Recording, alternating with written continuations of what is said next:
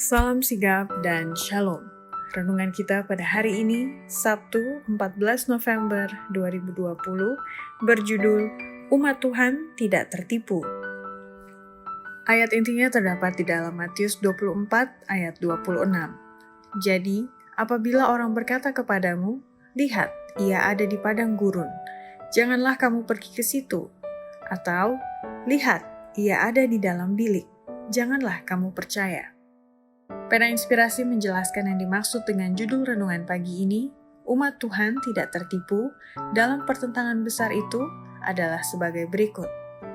Pertama, umat Allah tidak akan tertipu selama mereka mempelajari firman Allah dengan sungguh-sungguh dan tidak mengabaikan kesaksian Alkitab dalam kehidupan sehari-hari. Terjadi suatu kegemparan emosional, suatu perpaduan antara yang asli dan yang palsu, yang disesuaikan dengan baik untuk menyesatkan. Namun tidak ada yang perlu tertipu.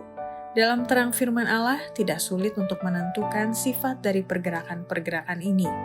Di mana saja orang mengabaikan kesaksian Alkitab, berpaling dari kebenaran-kebenaran yang sesungguhnya, dan menguji jiwa itu yang menuntut penyangkalan diri dan penolakan akan dunia, di situ kita bisa memastikan bahwa berkat Allah tidak dilimpahkan.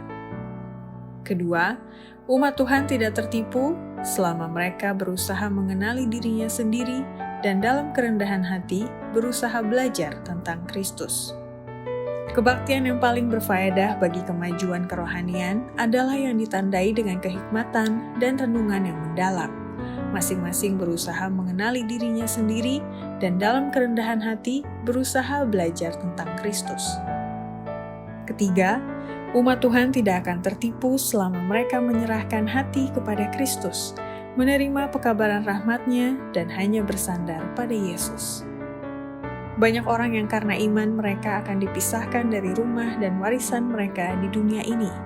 Tetapi jika mereka mau menyerahkan hati mereka kepada Kristus, menerima pekabaran rahmat-Nya dan bersandar pada pengganti dan jaminan mereka itu, yaitu Putra Allah, maka mereka tetap akan dipenuhi dengan kegembiraan.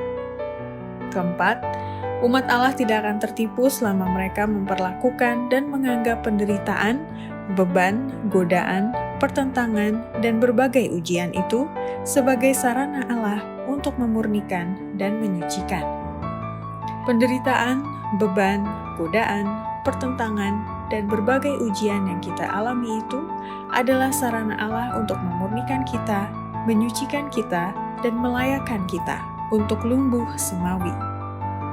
Kelima, umat Allah tidak akan tertipu selama mereka rajin membaca kitab suci untuk bisa membedakan dan menguji setiap mujizat-mujizat dan kesaksian itu, mana yang asli atau yang palsu.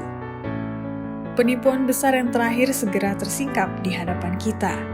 Antikristus akan mengadakan perbuatan-perbuatan yang ajaib di depan mata kita. Begitu miripnya pemalsuan itu sehingga menyerupai yang sebenarnya, sehingga mustahil untuk membedakan antara keduanya, kecuali dengan kitab suci. Dengan kesaksiannya, setiap pernyataan dan setiap mujizat harus diuji. Demikianlah renungan kita pada hari ini, kiranya Tuhan memberkati kita semua.